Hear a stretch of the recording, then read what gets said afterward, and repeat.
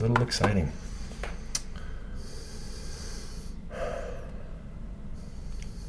What do you want to talk about? Fucking no. All right, well, that wraps up our podcast for today. We're done for today. Glad you joined us. Come back next week. We'll talk about nothing again.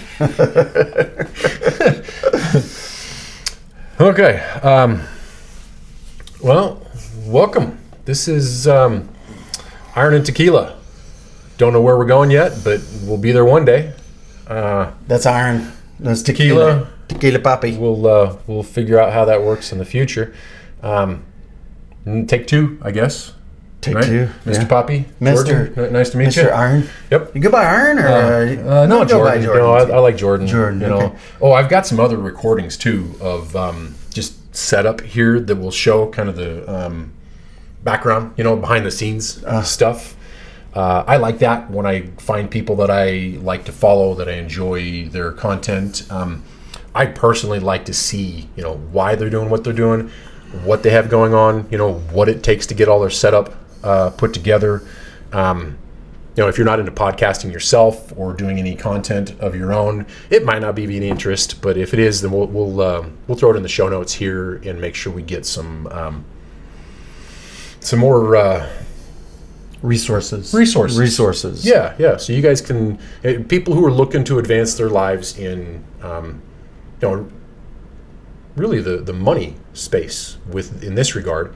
You don't have to make money off your podcast or off your content, but the way things are running, the Daniel Priestley thing I mentioned, I was on one of his events yesterday, and he's a big UK British business leader, big entrepreneur, and he's kicking off a bunch of startups all the time. Mm-hmm. He's doing like 4 startups at a time because he has a pretty concise process now to get those things up and running. Okay. And the valuation on them is ridiculous. He's got a blueprint that he just recreates. And it's fast too. And a lot of it includes this. It includes the process of having fans, of having followers.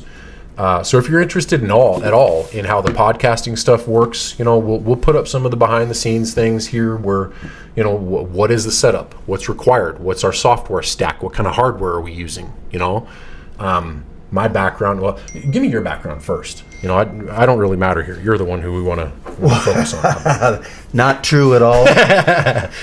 We're both pretty humble people. So. Not true at all.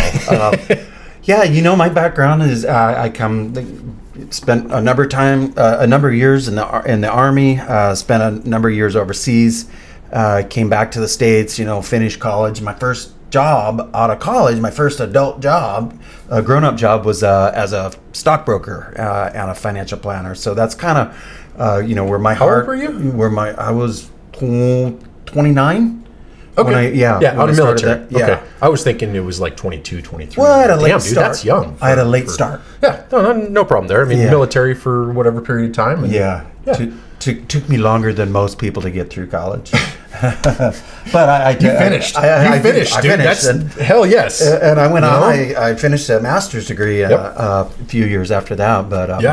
But my heart is with finances, and I've helped a lot of people. Get their finances in order, everything from credit repair to saving and emergency funds to investing and savings and retirement planning. So, a la Dave Ramsey, similar? I wouldn't put myself in that same category. No. He's pretty up there as far as running businesses. At this point, so. He's pretty far advanced, but sure. I really liked the aspect of helping people on an individual basis, and this is kind of a culmination of where I started 25 years ago, right? In that space, but I'm hoping to help people with their finances on a larger scale now. Yeah. So with Dave Ramsey as a comparison, I might compare to him on that level. Yeah. In that we're using platforms to access more people, a greater audience, and help more people. Yeah, perfect. What about after financial planning? What'd you do after Yeah, that? I did that for several years, and ultimately decided that I wasn't that great at picking individual stocks. There's a lot of planning, a lot of training, a lot of education that's involved with it. But at the end of the day, I just realized, it's you gambling, and sometimes you hit it and sometimes you don't. Yep. So I wasn't real consistent there, and there's a lot of variables in the investment world that you can't control as an investment advisor. I could sit down with you and you could say, hey, help me invest, and I would perform a number of analysis and recommend some what I felt were good, solid investments for you. And then, of course, the nature of the market, Of course, can be changed 2 weeks later. It's volatile, and, yeah. All of a sudden, your suggestions are no longer valid. Well, they were provided with the best of intentions in mind, but at the end of the day, the results did not match the intentions, and so there's that uncontrollable variables of nature of that industry. Yep. So I got into more real estate investing because I think I love real estate as an investment vehicle because it's tangible, it's quantifiable. An individual owner can affect its value. Yes, like compared absolutely. to if you own some Amazon stock, you can't buy enough Amazon to increase the value of its stock. Yeah. But you can, conversely, with real estate, you can go in and put in some sweat equity and paint it and change the curb appeal and you can affect its value that way. So for those reasons, and it's tangible, and additionally, I like real estate because it has an additional benefit of providing a roof over your head. Yeah. So even if, because it's a cyclical market as well, even if real estate's in a market down cycle, you're still reaping the benefit of having a roof over your head. Appreciation is still going on there, even if it's minimal. Yeah. And then the tax benefits and jeepers, there's 4 or 5x on real estate investing that you get up to the point where, you take all that into consideration, not just the cash flow, not just the overall value. You end up way ahead after 10 years, 20 years. Yeah. And it's a little less volatile with multiple benefits, opportunities that compared to the real stock market. I still invest in the stock market. Of course. It's still part of a diversified allocation, diversification strategy. But I like real estate for the tangible, hands-on, value-added opportunity. Yeah, that's shifting too. We're not going to get too much into detail there, obviously, immediately, but we will throughout our segments and our weeks as we move through this. But there's lots of other changes that are happening in the market as well.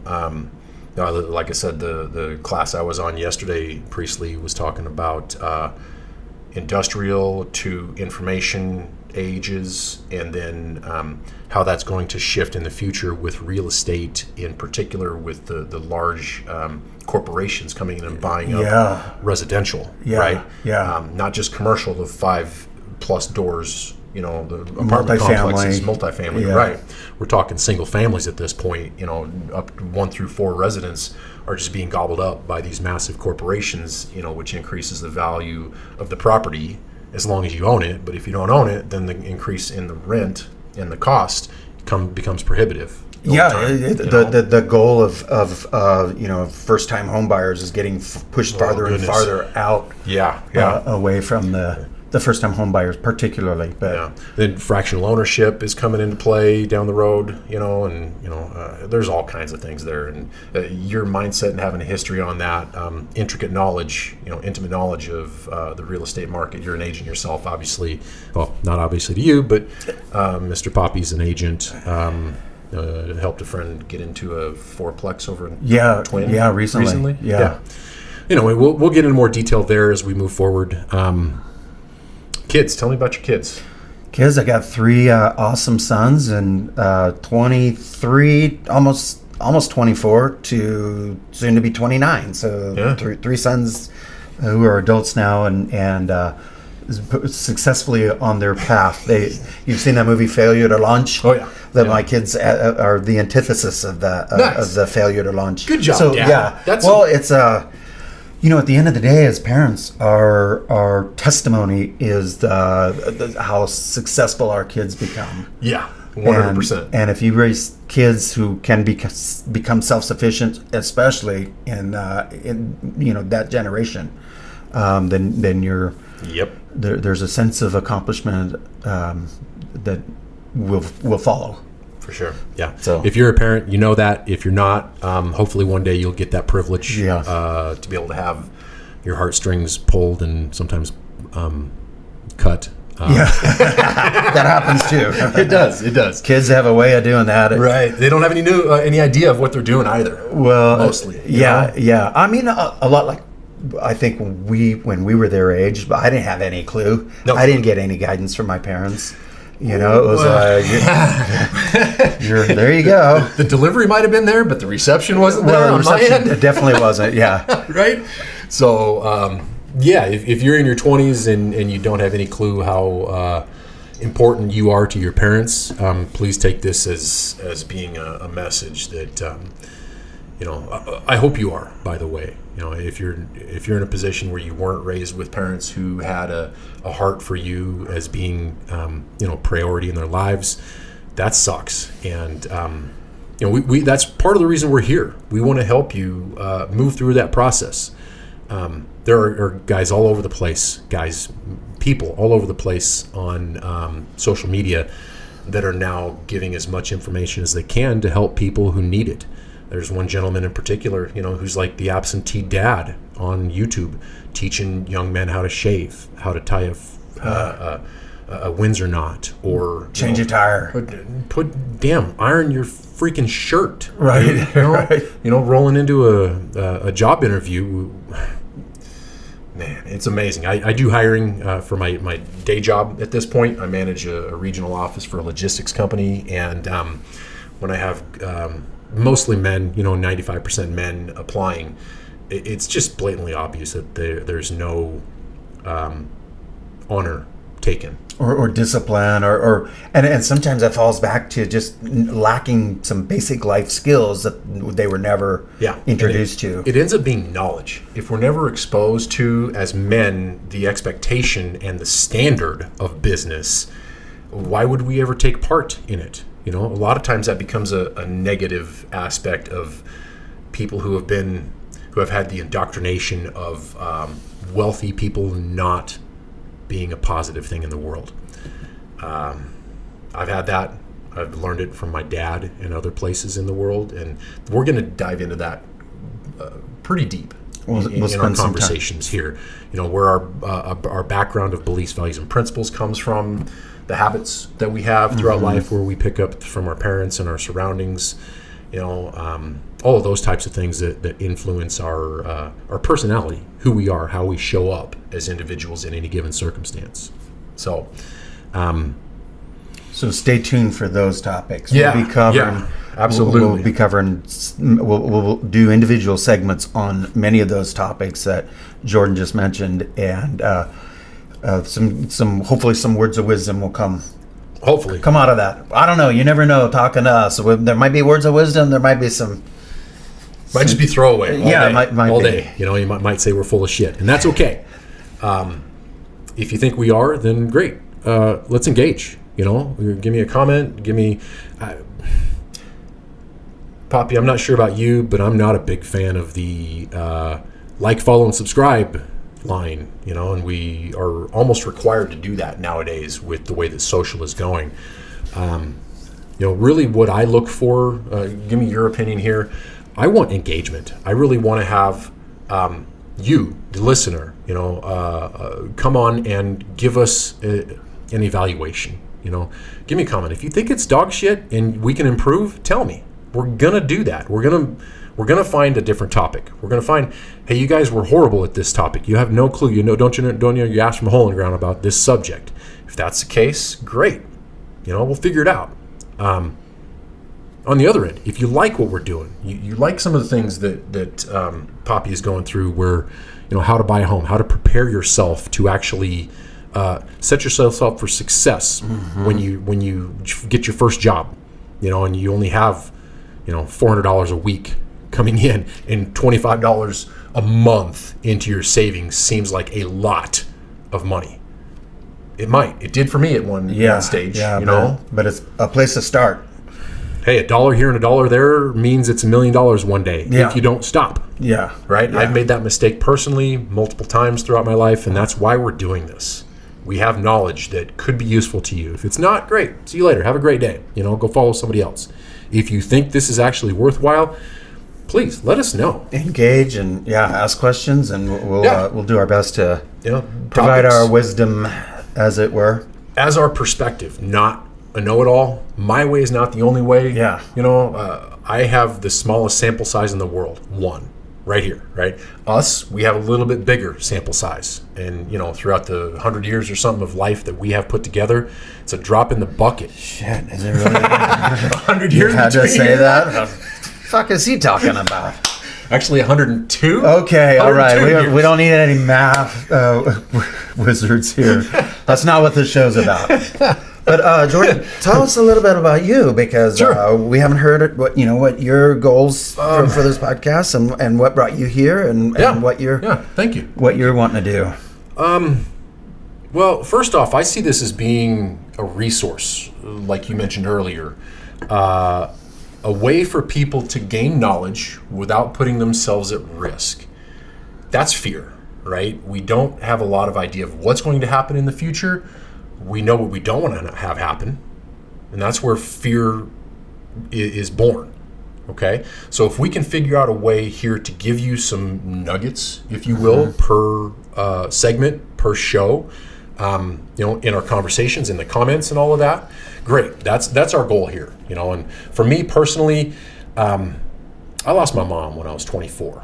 That was probably the impetus behind most of what I do in my life currently. It's not direct anymore. It used to be a lot more direct and powerful. But 22 years now removed, just laying it out there, being up front, she was shot. She was murdered by somebody who wanted to kill somebody, who wanted the experience. Being able to talk about that now is a lot easier than it ever has been. Yeah. It doesn't bring up the emotions. We were talking about that this morning before we got started. Separating the emotion from an experience results in knowledge, right? Being able to apply knowledge to a circumstance as opposed to the emotions. emotion. Yeah. It's a pretty big difference. It's 90, maybe 180 degrees perspective change from being in the situation to removed for 10 years, 20 years, 50 years, right? So I'm sure a lot of you who are finding value in this, if you're not listening to this, the beginning of your journey with us, journey, buzzwords, man. Yeah. Anyway, it's a journey. It's journey. Your Odyssey. Odyssey. It's an Odyssey. There you go. Maybe an Iliad. So in that process of personal development, getting back to your original question, I've found that there's value everywhere. If I don't like it, there's probably more value there than if I do like it. A strange perspective, strange knowledge, strange little nugget of something that I've picked up over years and years of listening to Jim Rohn, Brian Tracy, Gary Vaynerchuk, fill in the blank. It doesn't matter who, right? What you mentioned earlier made me think of very specifically the concept of standing on the shoulders of giants. Okay, my dad taught me that when I was a kid, probably 6 years old. That concept has stuck with me forever. To the point where I have a stack of books in the car that I wanted to bring out and just kind of sit down and say, here's some of the things that I found of value. Here's a little nugget in this book, a little nugget in this book, right? And that's what I want to do here. That's my impetus behind creating this is being able to say, here's a little 30-minute segment that we put together on this topic of being a parent, being in a relationship with a significant other or a child, or earning money, having your first $100,000 year and understanding how to put that away for something so it's not pissed away over the next 2 years, 6 months of going out and buying, $20 shots for your friends at the bar. We all like that attention, but where does that get us at the end of the day? Yeah. Very little. The timeline. I'm going through a lot of stuff kind of, all over the map here, but that's the way my mind works. And we've talked about this on ways to stay focused here and figuring out how to provide that value. So really for me, it's figuring out what is it that we can provide that others can glean and you can use in your day-to-day life. And it might be something that you listened to 2 months ago with us, and now it's a position where you're able to apply it. You just got a promotion at work, and you need to figure out how to manage a team that you've all of a sudden been a coworker with. I'm dealing with that like today. The shift in relationships. Relationship dynamics, Yeah, you and I work together, and all of a sudden you're managing me. Yeah. Whoa, holy crap, dude, this is a totally different perspective. We were buddy-buddy yesterday. Yeah. Now you're telling me what to do, and you're responsible for my performance. Yeah. Whoa, totally different responsibilities and mindset. And oftentimes, with my personal experience, knowing that a lot of people, if you moved into being my manager, you become a tyrant. Not necessarily you personally, but the opportunity to become a tyrant is there. Yeah. Right? That's the type of thing that I see that is not available in early life. You just don't experience this stuff. You might from the bottom up, when you get a new manager, you move in a new position, all of a sudden you don't like it, you don't know why. We've been through that here. Military, son of military, and having a big variety, personally having a big variety of jobs, not necessarily careers, and yours being kind of the opposite end, where you've had more of a multi-year venture with most of your employment, totally different from me. I've had situations where I've worked for a guy for 2 weeks and I got fired because, I don't know, there's Mr. Genuine. If we want to talk about some authenticity and genuine, this guy was, at lunch, he would have a double. That's how genuine he was. Yeah. And I got fired because I was not willing to do the things that he demanded that I do that weren't in my lane. Anyhow, there's lots of those in my life, and some of them are positive, some of them are not. But each one was a learning experience. And you have the same thing. Yeah. Right? Even though the contrast is there. This is why it's fun to have Iron and Tequila. Maybe in the work history, I'm the tequila. Yeah, based on that story, I would say you're whiskey at least. Right. So figuring out where those things are and how you, the listener, can apply this stuff to your life. That's the most important part here for me, is to be able to provide value. My daughter's 16. Her mom and I split 7-8 years ago. 10 for you. No, 10 for you. My daughter's 6. No, oh, yeah, you're right. It was about 10. Damn, dude. She was 7. She's 16, 17 now. So, time flies, dude. We've been on the same trajectory for the last 10 years. I think you're right. Yeah. Your kids are a little older than mine, and, it's like you probably had to be a little more mature when you were younger with your boys growing up. I was 26 when I had my daughter. I think I was 27 when I had my first son. Oh, okay. Yeah. I'm sorry. No, I'm thinking where this. Math is not mathing. Yeah. I find that frequently, but I'm good at other things. Math is not it. Usually, math is for me. So it's like, oh well. So my daughter's 16, 17. July 7th is her birthday. Just got into her senior year in high school. Wow.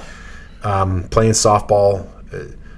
And her and I have been doing a lot of this lately. Yeah. Because I can be demanding. I know that. Well, we call those boundaries. I mean, parents historically set boundaries for their kids. Healthy parenting necessitates boundaries, and teenagers don't like that. And so I'm asking her for her boundaries. Yeah. Right? And this has been a 1.5 year struggle challenge of figuring out what are her boundaries. Does she feel safe enough with me to clarify those? And if she doesn't, why? That's the questioning I have, right? Having gone through the stuff that I've been through, the details are really important to me, right? The why behind what we're doing is crucial. Mm-hmm. And I'm asking her of those, what is that for her? So I'm, in some ways being kind of demanding, in other ways, being her dad, being a technically minded individual. it becomes really challenging for her. I get it, and so not having the consistent communication. We don't live together currently. We haven't for 10 years, and I've made a very specific intention and effort to make sure that we have a consistent schedule, right? Weekly, at least once, maybe twice, somewhere in there. Yeah. And the older has gotten, I'm sure you found this with your boys, it's been more challenging because her schedule is more demanding. Yeah. My schedule can be here and there, and if I'm not intentional with reserving time for her, it doesn't happen. Yeah. And the opposite is true, where if she doesn't reserve time for me, it doesn't happen. And that's been my biggest challenge, is that if I ask and it's a few days later where, I'm sorry, Keelan, this is recent, and if you're listening to this, I love you. Please don't take offense. She just isn't being real responsible. I'm sure she'd probably say the same thing if she were in a perspective of not being involved with her ego. This is how demanding I am. Is that I'm looking at it from this ego perspective, and she doesn't care, right? She just doesn't want to be involved. It's not entertaining, not to the point where she just is desiring to be involved and be responsible, So my demands on her responsibility are a big challenge. I'm doing that because it's my path to define how the future looks. For her. For her. You're helping. That's a parent's responsibility, is to set them on the trajectory of successful adulthood. And they don't recognize that at this point because kids especially teenagers, are short-sighted. Talking to them about long-term goals is impossible. I'm applying this to the opposite. I did not intend that from your perspective, what you just mentioned, which is the mature perspective. I'm going to the immature perspective, applying it to myself, going, I'm not getting enough attention from her. So thank you. This is the cool part for me, where I can be shown the perspectives that I am not taking, because that I was being selfish there. And what you described there, Papi, is something where you have more experience in parenting, and you have experience with your boys pushing back on a different level, and having having a daughter is a different experience. Sure. And so I'm looking at myself, going, I'm not getting this, so where am I responsible for that? And you're going, well, she's not getting this, so where am I responsible? Okay. So thank you. I appreciate that. That was unintentional. I know, right? And that's okay. That's part of the fun aspect of what we do in these. And these our productions here are not just for you, the listener, not just for my daughter and your boys. This is for you and I to grow. Yeah. We're growing too. If you're not growing, you're just stagnant and content. And contentment is the death of progress. Good way to say it, right? So, thank you, Keelan. I appreciate you. I love you. I hope you're not too pissed off at me currently for asking for you to grow up a little sooner than you might want. Well, thank you. Yeah, talking about parenting, and it's always challenging as a parent to have to put in place these guardrails and these expectations and these boundaries for your kids that they resent and they resist because they don't understand the benefit or the lessons that we as parents are trying to instill in them. Yep. It's this maybe a unique experience I have with my kids being older is when they come back to you as adults and say, "Do you remember when you did this? Thank you for that." And you're like, "Wow, okay." Yeah. I remember that being a difficult period of parenting. Maybe an understatement. Difficult, challenging period of parenting. And it's very rewarding to have them come back as adults when their perspective has changed, their maturity is greater, and they can recognize the value in what you were trying to do. But when you're in the moment and they're teenagers and they don't understand it, it's a challenge. But that's the difference between parents who care, good parents, and parents who just let their kids do whatever they want. Yep. Those kids tend to grow up to be the ones getting in trouble. They're ineffective adults, and they can't problem solve, and they can't face no resiliency. They can't face challenges. They get challenged with a bad day at work, and they want to take what do they call it nowadays? You get a mental health day from work. I got to take the day off because my boss told me to do something I didn't want to do. Well, if if you're in your mid-20s or early 30s, your professional life. Yeah, and you've never been told. And you've never been told. You don't have a choice. Yeah. You're going to have to do this, man. Yeah. Right? Take out the trash. Yeah. So that's why parents, and two parents, mother and a father, are so instrumental in nurturing children into adulthood. Yep. And the children don't want to hear. They don't want to do it. Yeah, of course. They're going to do everything they can to play one parent against another. Yeah. A mentor of mine, gentleman by the name of Ross Cook here in Boise. After my mom was killed, I did some therapy with him for 6 months, like almost immediately after she died. And around the time that the gentleman, I can't believe I call him a gentleman, the gentleman who killed her. Dirtbag. A dirtbag? Well, it's gotten to the point where it's no longer resentment. It is almost me having sorrow for him, because he made the choice. His family is fucked. Recovering from that as an intentional action, that he took to take somebody else from their family. I kind of get goosebumps talking about it as if it were a former experience, not mine personally, which is really weird. It's been happening over the last couple of years going, when I talk about this experience, it's not something that I relate to being mine. Yeah, it's kind of esoteric. Yeah, it's out here. It's kind of separate from me at this point. And I guess that might be an ego necessity to be able to separate myself from that. I don't know what the best term is to use. Massive trauma. Yeah. Self-preservation. Yeah, that's a good way to say it. Yes, an ego, maybe life larger than ego, self-preservation, because that's what the ego does. Ego annihilation is a term that my dad and I talk about a decent amount. We haven't for a while, but the concept is that if we're so identified and attached to something as you would as a child with your parent, or with trauma. Right. A resulting trauma involving a parent or a family member, that identity or attachment, sometimes if we're young enough in life, we're unable to separate our attachment, and identity from, we are our parent, our mother. Yeah. Right?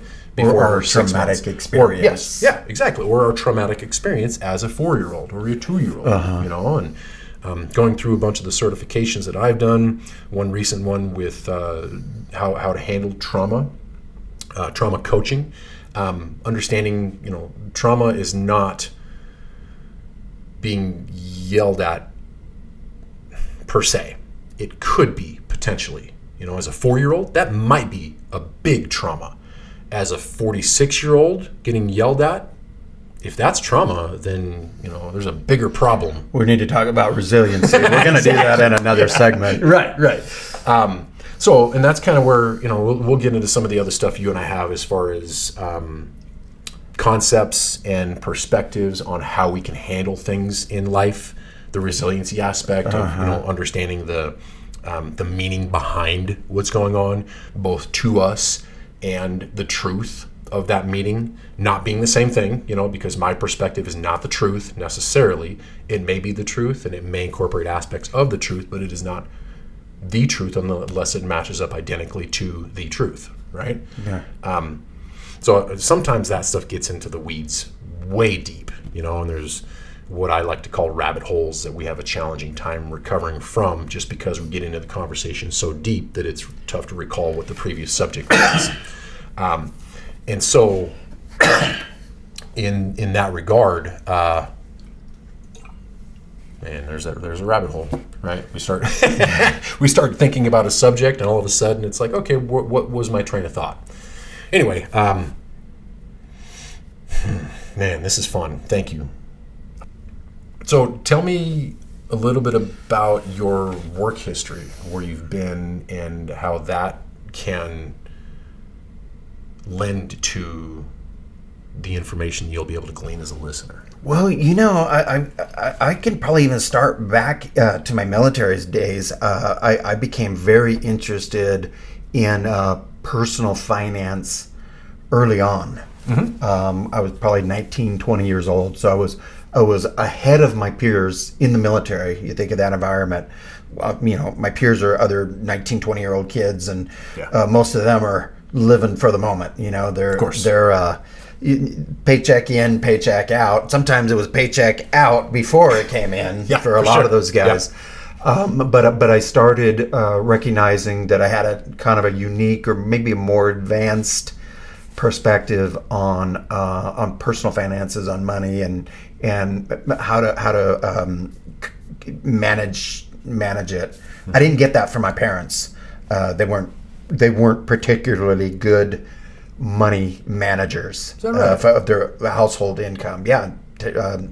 Ended up being not so good at all. When you're growing up and you're a kid, you're kind of unaware of those. I lived in a nice house, nice neighborhood. Parents drove nice cars, but at the end of the day, they were a lot of money in, a lot of money out. Right. So I started getting interested in that just on my own at an early age, and I found myself early in life kind of helping guide my peers and other people into trying to manage their finances better. So that was probably the beginning of my interest in that. Was that other 20? Well, you said you were in the military, you were pretty good at that, and then late 20s you started to find other 20-year-olds that were just not doing well. So when I was in the military, you're 19, 20, early 20s, and your peers are the same age, and you start recognizing that, hey, I have money left over. I'm actually able to save some of this money. You don't get paid a lot when you're in the military. Hell no. But you have no bills either. Of course. And so I was able to save money, and then you had guys who, a week before payday, they're completely out of money and wanting to borrow money, and it's like, what the hell are you doing with all your money? Why are you unable to manage the inflow and outflow of cash? And so I found myself providing guidance to peers. Not loans, but just... Well, I mean, there's some of that too, but you never got a loan without some guidance. Okay, so there you go. You got a lecture with the loan. So you matured quite a bit faster somehow, some way than most of the guys your age. Yeah, in that respect, for sure. So I started to recognize that, and I started to kind of, realize that I had a little bit of a gift, maybe not a gift, but a specialized interest that then eventually evolved into a profession. Once I got out of the military and pursued, finished college and pursued a professional path with investment and professional financial advising. So that's kind of where I started, and then then my professional career started making a living at advising people on that way. And you talk about your peers. I had the advantage of seeing, provided holistic financial advisory services. And so I had access to people's, their entire finances. They'd come in, reveal all that to me so I could help them with whatever their financial goals were. But I was always just amazed at the disparity between income and assets. So I in other words, I would have clients who had tremendous income, but had, just like those 20-year-old kids in the Army, they weren't saving any of it. They had 98 out. They had huge mortgages, two car payments, big car payments for luxury cars. So, but that's what you saw growing up, you said, right? I saw that growing up, so you went but I didn't recognize it growing up. Okay. I had no intimate knowledge of what my parents' finances were. My dad was an attorney and and a judge and successful in that way, but he wasn't. I found out later in life that he was very ineffective at managing his finances effectively. So sure, yeah, I grew up in a similar fashion. My mom was a nurse. My dad's a musician. In the traditional musician fashion was normal for me growing up. But then again, my mom being a nurse, she made great money, and so it's like, similar to your upbringing. I just didn't have exposure to it, just like you, which is real normal. I'm finding that in our society today, talking about finances is a no-no. And I don't know where that comes from. I don't know where it comes from either. Yeah, it's kind of a taboo subject. Yeah. Although I'm learning more and more that the people who are able to have financial knowledge, they started talking about money with their family early in life. Well, yeah. I mean, the first step in recognizing solving a problem is to recognize that you have a problem. And if you start having those discussions with mentors, with advisors, with doesn't people matter who it is, might, parents, or whatever. But find somebody who's successful. You can't glean the same amount of value out of a conversation. That type of conversation with someone who's never been successful. I started seeking my own guidance and wisdom from people who had proven track records of success, and then tried to emulate what they were doing. Yep. Yeah, that was the same concept as the standing on the shoulders of giants. I never got it in the money realm. And it's really challenging to figure out where our beliefs and values and principles come from. And it sometimes it's very painful, depending on if it included some trauma. Yeah. Or the things that we aren't real excited to discuss and go dig up. Those are not typically things that we will do willingly. So going to counseling and therapy and stuff like that is not normally enjoyable for most people. For some reason, it just became enjoyable for me throughout life. After my mom was killed, it was like, that switch for you somewhere happened along the way. Usually, in my opinion, it happens when we're in teenage years or younger. To where we our thirst for knowledge, our thirst for just experiences, the curiosity in life is becoming defined. That's a good way to say it. It's encouraged. And if it's not encouraged, if that curiosity is discouraged when we're young, then we end up being set in our ways a lot sooner in life. Is what I've found. Most people by the time they're 40, 45 are not going to change a ton. And the difference between 25 and 45 is not much more. Yeah. Right? Yeah. So those integral years of formative understanding, when we actually are able to impart our will by the time we're 10 or so, up till we're 20, those are the real years where you said you had some things that you saw contrast-wise that you didn't want, and contrast that you did want. Yeah. And I'm sure you as a listener can relate to that. There's a lot out there, right? Well, and the lack of action, if you don't evolve during those formative years, a lot of people just simply end up becoming their parents. Yeah. And so, whatever your parents did, that's your baseline for during your formative years of what it looks like to be a successful adult. Right. And that minimum standard of success is going to be emulated and adopted, most likely, with who you spent the most time with as a child. Right. And if your parents don't have it figured out, and most of us don't, you end up replicating the cycle that they were on. Yep. And unless you make a conscious decision to deviate from those cycles. And it sounds like you made that conscious decision probably earlier on in life than I was able to consciously. Yeah. I think it goes back to I started working full time when I was 15. I was working 40 hours a week. Yeah. And I had the nicest car in high school, and I paid, as soon as I got a credit card, I learned to pay credit cards off immediately, and accelerate payments on my cars and vehicles, and not to carry debt. Interest. And I started developing those kinds of that kind of belief system 15, 16 years old, and developing my work ethic, and with very little input from my parents. I have a twin brother. We had different paths with respect to that. Yeah, very different paths. Okay. That's always interesting to see how close of a a path two people can take when they're, I mean, as close as you can get to being the same at birth. Yeah. Right? And so you and him having those different experiences and probably ending up in different places as young adults, and now obviously as For sure. Being in Older midlife, older adults.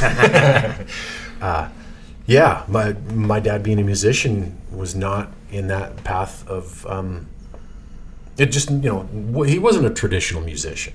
He is not a traditional musician. He's a guitarist. Anyway, I didn't get that learning there. And I learned very early on that I could bring resources in pretty easily and that they could leave very easily as well. Yeah. I mean, that's a more common problem than, It is. Going back to my earlier comment about some of the high-earning clients that I had, but they had nothing to show for it. And Yes. so I developed, one of my foundational beliefs is it's not really what you make, it's what you keep. Yeah. Because I saw guys with, very healthy incomes and no money in the bank, and then other people with modest incomes and a lot of money in the bank. And it's like, well, these are, these people are living different lifestyles, but I'd rather be the guy who has money in the bank than the guy living paycheck to paycheck, even on a much higher income. You got it. Absolutely, man. It's just, if we're not exposed to that when we're young, it doesn't really impact us. Yeah. You don't get the lesson because our parents didn't really teach us. Most of us, our parents didn't teach us that. If we, like I mentioned earlier, if we have that experience and there's no emotional separation from the knowledge, that experience doesn't really serve us moving forward, right? Mm-hmm. So the process there is to keep our eyes open, and that's a lot of what we're going to discuss here is figuring out how to pull out the shovel and dig up the belief that we think might be the one behind the discrepancy between making a lot of money and not saving it, making quite a bit less and saving it. Right? Or even extending that further, it's a difference between what we have and what we want. How do we bridge that gap? How do we get to where we want? So we'll talk a lot about goal setting and methodical strategic planning and things like that in other segments. Well, in other areas of life too. That stuff doesn't just apply to the finances. Yeah. Right? For sure. Fortunately for me, in the development of learning relationships, I've gotten pretty good at learning how to become appealing to people, right? Sales. I started when I was 5 years old in sales, selling candy bars in front of the grocery store, in the neighborhood. And my dad taught me Little League? Yeah. And I have two younger brothers. All three of us were in the top 5 to 8 every year, out of probably a few hundred kids, just because my dad took us down pretty much every day when the sale was going on. And I don't know if y'all ever played baseball growing up or soccer, whatever. World's Finest Chocolate. Yes. Used to be $1 a piece. I think they're like $20 now or something. Well, I think they might be a couple of dollars, right? Yeah. And whenever I see kids selling this type of thing, I'll always pull a 20 out of my pocket. Always. Yeah, and give me as many as you can, and here's one for you, right? And I'm going to take these back and give them to my family, and this is for you. Can I help you is my question, because being in sales for virtually my entire life, I was very, very lucky at a very young age selling candy bars for my dad to teach us the single most important question. And it's not a question, it is the type of question we ask. And that very specifically is, do you want to support this cause? I get into detail stuff, but do you want to support this cause? When we started asking the question, do you want to buy a candy bar? You got a lot of no's, a lot more no's, huh? It was like the 80-20 law I like to talk about a bunch. 8 out of 10 were no, right? Unless they actually wanted the freaking candy, right? But when we started to ask the other question, which is, do you want to support Little League Baseball? It was 8 out of 10 that bought. Okay. And 2 out of those 8 that bought were like, they'd get this kind of wacky look on their face and they'd go, here. And they just walk away or keep the candy. It's like, no, I don't need the candy. I don't want the candy. And it's but I want to help the cause. That's it. So the question, and this is where the foundational thinking, kind of like the concept we had earlier, if the foundational thinking is ingrained where we are unable to ask a certain question, or a question must be asked, has to be asked this certain way, it's not going to shift easily. So if we're 25, 35, 45 years old and we believe that the world is this certain way, digging up the foundational belief, value, or principle that's behind that is freaking difficult, you know? And again, I was very lucky as a kid to have my dad teach me these few nuggets, you know, standing on the shoulders of giants is one I mentioned earlier. Asking the right type of question, you know, and specifically one that tugs at the heartstrings, or maybe takes out the scissors and cuts the heartstring, right? Where my story is similar to that. When I'm telling it in a way that can be dramatic, it hurts. Other people start crying. It sucks sometimes, and I'm real careful with how I present that. Yeah. Right? Yeah. Because that's not my goal. My goal is to make sure that people understand that the world is very unique. You know, we all have different experiences. Yeah. Trauma for you could be significantly different than trauma for me. Trauma for a 5-year-old is, you know, dad screaming at him when he came home versus mine losing my mom. Major differences, yet that trauma might still be almost the same for a 4-year-old, 5-year-old versus me as a 45, 46-year-old, right? So anyway, the process there is one of learning and developing and being willing to go into the depths of our dark side. And we'll get into that quite a bit here in this process. We're going to start to dig in deep into some of these things that are going to be uncomfortable, maybe for you watching this, because the things that trigger you are going to trigger other people. Yeah. The things that trigger me are going to trigger other people. You know, and we're all men here. Not that women aren't going to be watching this, but I don't know about you, I'm not female. And in my experience, there are. Yep. Double checked. Nope, no boobs. Yep, it's still here. They're still here. There's nothing wrong with having an opinion on everything, yet taking that opinion or perspective as fact is a major inhibiting, limiting factor in the progression of us as men and doing the right thing in the world. It's not easy.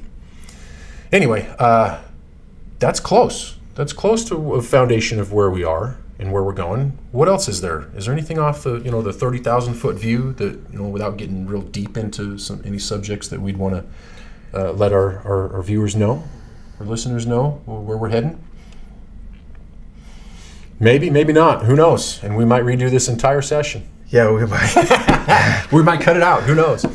So, yeah, thank you. We appreciate you being here. We look forward. Do me a favor. Give me a comment. That's really the only way that we're going to know if this is valuable to you or not. Yeah. Right? Let us know what you think. Let us know some of the subject matters that you'd like us to discuss, because we've got a whole list of topics that we're going to be producing segments on. We don't know if they're relevant or not. Yeah, but we want to hear from our listeners and find out what common themes are. What are people suffering from today? Because there's a lot of suffering going on in the world right now. Yeah. Figuring out what that subject matter is for you, what's important to you, how that's going to progress is really vital for us. We don't want to talk about stuff that is not valuable to you. And if we're not, then, let us know. We're going to course correct there and figure out, where our audience is, who you are, where you land on a lot of these subjects. And this is for men, not for women. Largely for men, but it's also for women who has a man in their lives, or wants a man, wants a man, and they want to understand how men tick, and they want to understand how to communicate better with their men.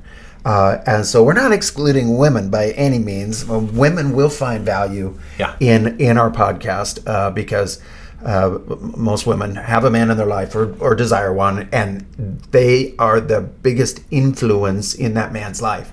And so if they can take some nuggets away from our podcast, then they can encourage and help develop a better man for themselves in their relationship. And progressing into motherhood.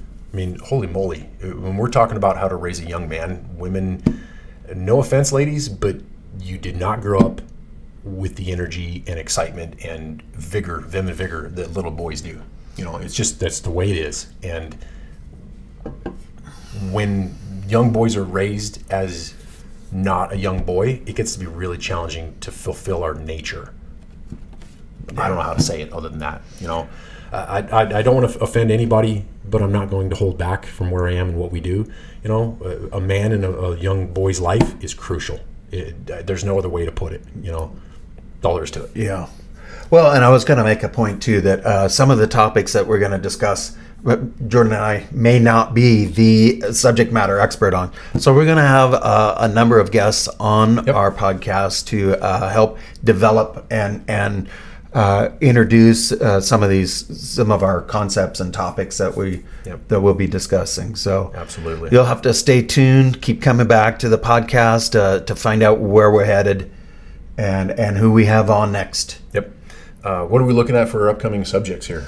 Upcoming subjects, we're going to be talking about, of course, we're going to be diving deep into finances. We're going to talk about resiliency. We're going to be talking about mental and physical health and the importance, especially for the middle-aged, the guys like us who are middle-aged, and how important it is to manage your health and manage your diet and exercise. And we're really just going to be talking about all topics that revolving around developing good, strong men. Yeah, leadership.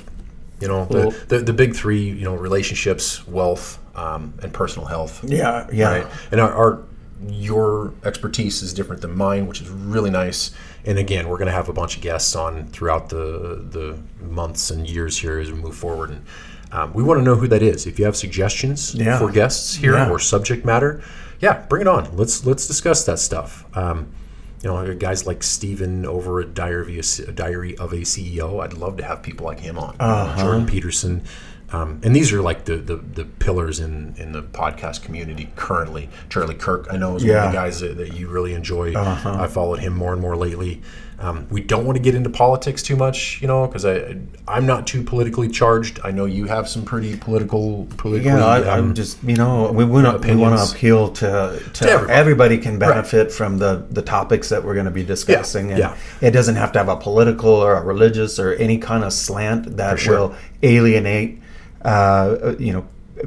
men or our audience. So, we're just going to keep it neutral. Somewhat neutral.